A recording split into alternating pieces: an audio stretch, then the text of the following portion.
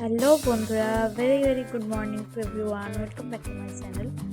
দেখো, আজ আমি খুব সকাল সকাল উঠে পড়ছি। এখন 4:30 বাজে, ভোরবেলা বলা চলে, এখন অন্ধকার, সকাল হয়নি।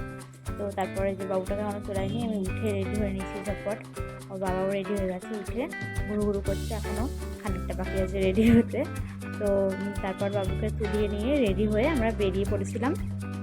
তারপর অটো বলা ছিল, তখনও আসেনি, ওর জন্য ওর বাবা ফোনটা আমার সঙ্গে চাইছিল। ফোন করে বলে অটোর নাম্বারটা যেহেতু এই ফোনে ছিল। তারপর সঙ্গে সঙ্গে চলে এসেছিলো, বেশি দেরি করেনি।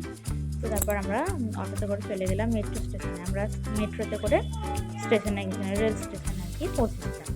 তো তারপর আমি আর বাবু এখানে দাঁড়িয়েছিলাম। ওর বাবা গেছে টিকিট কাটতে, ওই যে টিকিট কাউন্টারে টিকিট নিচ্ছে। বাবুটার মুডটা একটু অফ আছে দেখতে, এত সকাল সকাল আমাকে দুই পাগলে নিয়ে কোথায় চললো, ভালো করে ঘুমাতেও দিল না, ও ভালো লাগে না কিছু না। তো তারপর মেট্রোতে উঠে ওর মনটা ভালো হয়ে গেছিলো। মেট্রো আর হচ্ছে লিফট ও খুব পছন্দ করে, দুটোই পেয়ে গিয়েছিলো ওখানে গিয়ে। তো তারপর টুকটুক করে আমরা চলে গেলাম এই যে স্টেশনে গিয়ে 2 ঘন্টা মতো ওয়েট করতে হয়েছিল। আমরা অনেকটা আগেই পৌঁছে গেছিলাম টাইমের।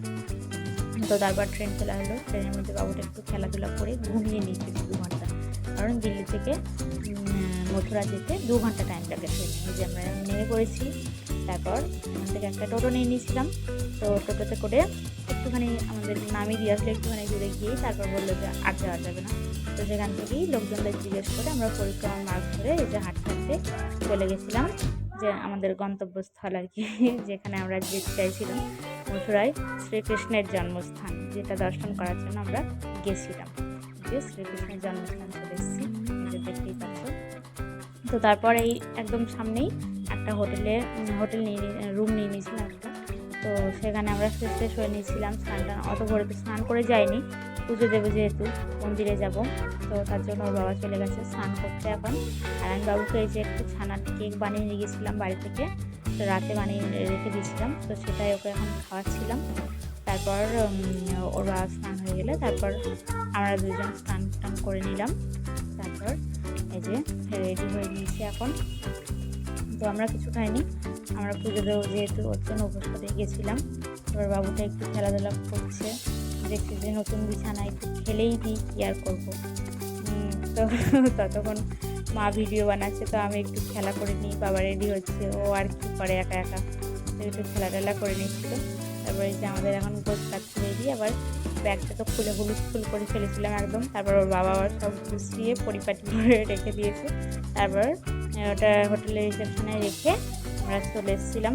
তো এই সামনে থেকে একটু ফটো ভিডিও যা করে নিয়েছিলাম, কারণ ভেতরে ফটো ফোন ক্যামেরা কিছু অ্যালাউ নেই, ব্যাগ সমস্ত কিছু বাইরে রেখে তারপর ভেতরে প্রবেশ।